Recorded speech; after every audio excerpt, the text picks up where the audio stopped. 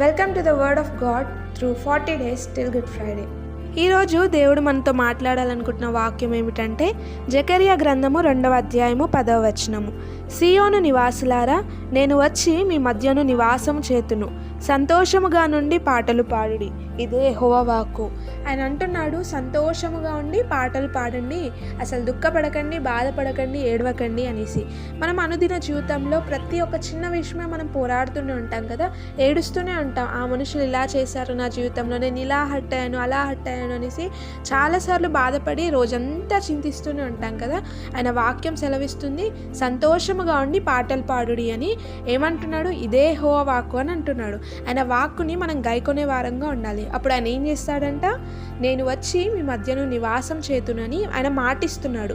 మనం సంతోషంగా ఉండి పాటలు పాడుతూ ఆయనను ఆరాధిస్తూ ఆయనను ఆహ్వానించినట్లయితే ఆయన వచ్చి మన మధ్య నివాసం చేస్తాడంట.